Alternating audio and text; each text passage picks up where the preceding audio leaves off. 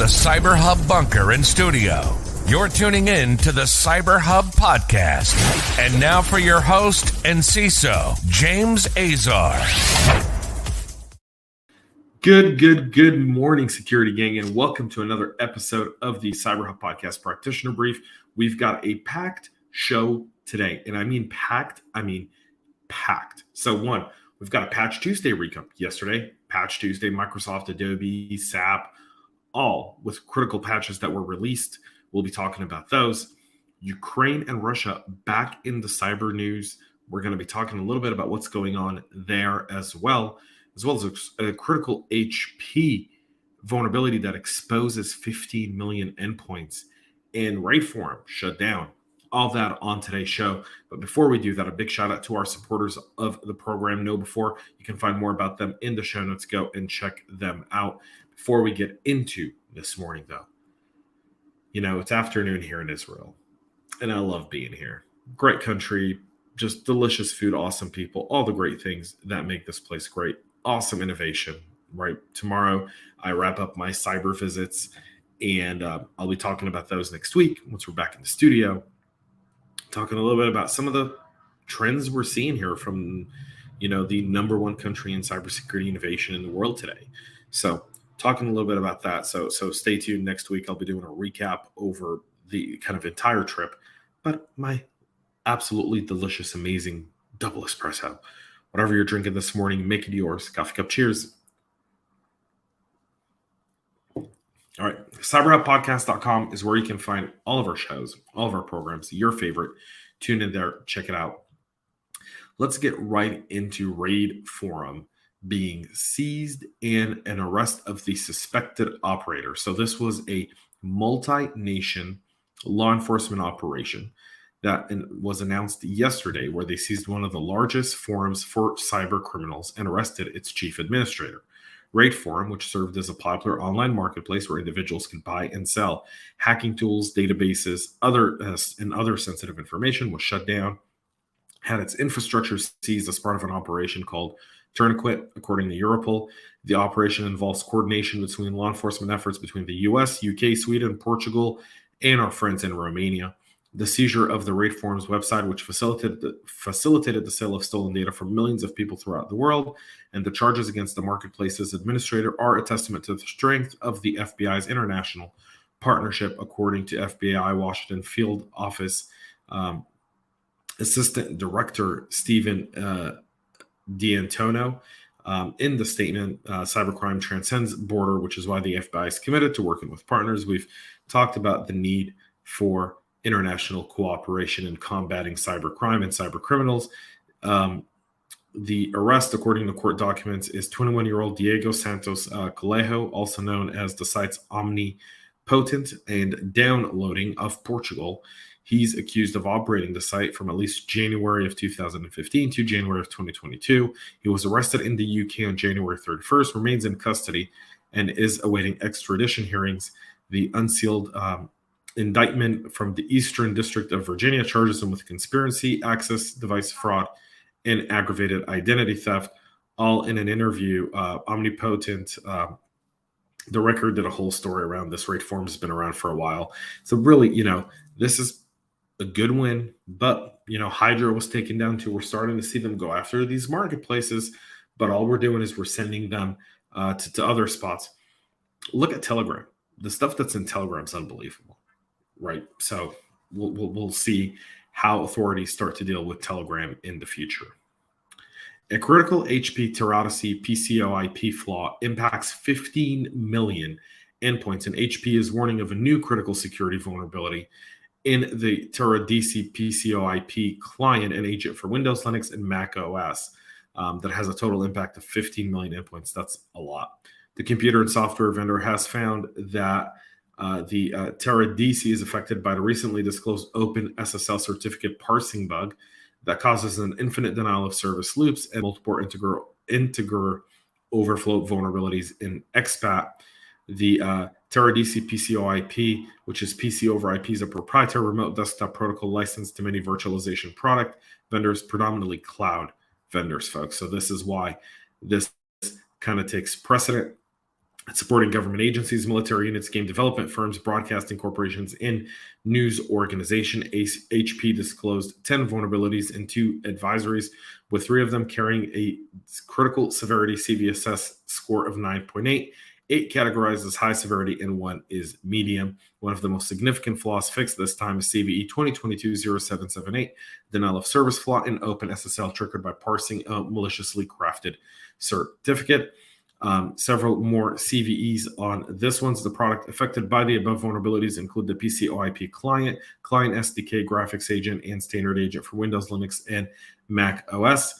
Users are urged to update to version 22.01.3 or later, which uses the OpenSSL 1.1n and libxpat 2.4.7.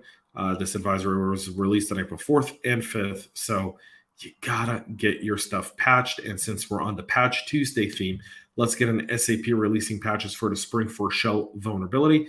More than 30 new and updated security notes were released, part of the April 2022 Security Patch Day, including how to deal with the Spring for Shell vulnerability in SAP. Track the CV 2022-22965, the vulnerability dubbed Spring for Shell, which impacts Spring, one of the most popular Java application development frameworks in the world. Could lead to remote code, to the execution of code remotely. SAP published 3 Spring for Shell related security notes, all rated hot news, the highest rating in the company's books, 2 of which address CVE 2022-22965 in the HANA Extended Application Services and Customer Checkout.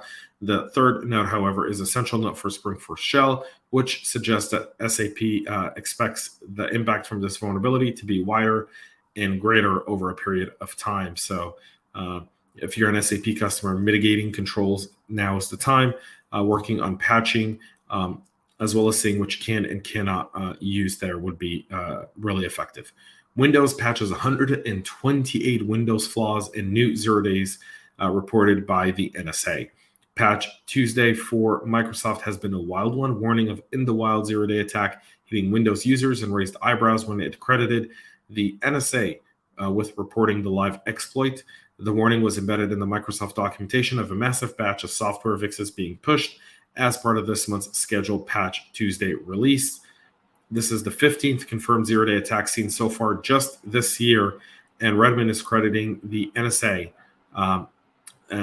for the discovery, saying that it was used by an advanced threat actor in a targeted attack. In addition to the NSA, CrowdStrike researchers were also credited with reporting the issue. According to the bare bones advisory from Microsoft, the vulnerability CV 2022-24521 has a CVSS score of 7.8 as a memory safety issue in the Windows Common Log file system driver that allows a local user to escalate privileges on the system. According to Microsoft, the flaw exists due to a boundary error, exposing a situation where a local user can run malicious code to trigger memory corruption and execute arbitrary code.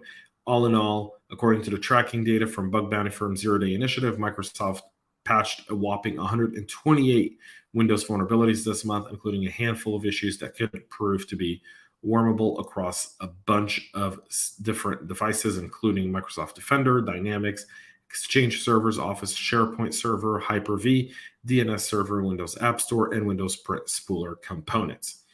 Adobe also patches gaping security holes in Acrobat Reader and Photoshop with 78 documented software vulnerabilities this month.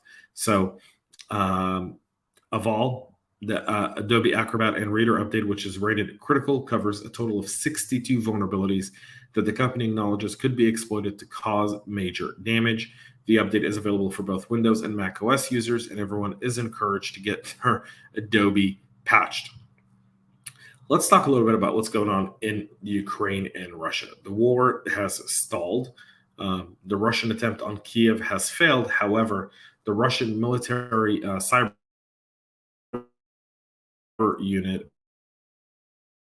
is still attempting to knock out power to millions of Ukrainians, and they were trying to do so last week in a long-planned attack. Ukrainian government officials the Russian hackers succeeded in penetrating and disrupting part of the ICS system, but people defending the station were able to prevent electrical outages, according to the Ukrainians. The threat was serious, but it was prevented in a timely manner, according to Viktor Zora, a top Ukrainian cybersecurity officials. It looks like we were very lucky, according to him. The hackers, which was part of the Russia GRU military intelligence agency, used an upgraded version of the malware first seen in its successful 2016 attack that caused blackouts in Kiev. Officials said that this was customized to target multiple substations. They simultaneously seeded malware designed to wipe out computers' OSs, hindering recovery.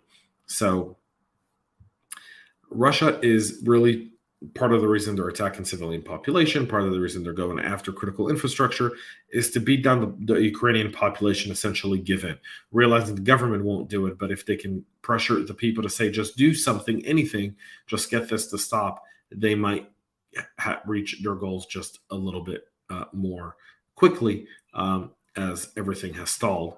Ukraine also says that Russia is leaking data like Sieve in a news story posted on Wired. Names, birthdays, and passport numbers, including job titles and personal information, goes on for pages and looks like a typical data breach. However, this data set is extremely different. It allegedly contains the personal information of the 1,600 Russian troops who served in Bucha, a Ukrainian city devastated during Russia's war and the scene of multiple potential war crimes. That's really shocked the world. The data set is not the only one.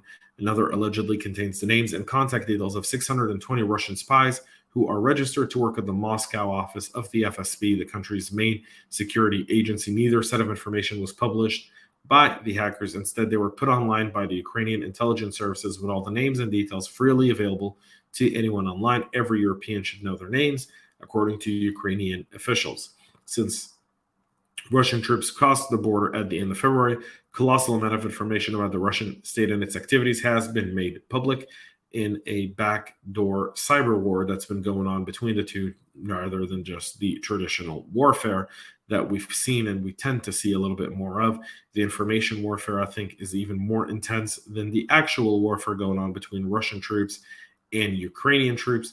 The publishing of names of FSB officers and Russian troops online goes on to create a whole slew of challenges for Russians, as you could see those people get sanctioned or be prosecuted for war crimes in The Hague, all of which could cause a headache for the Russian government and their troops.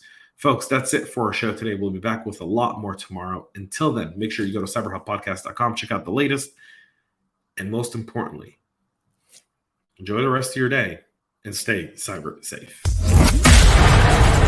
We love feedback, so make sure to connect with us on social media and subscribe to our podcast on your favorite podcast listening platform.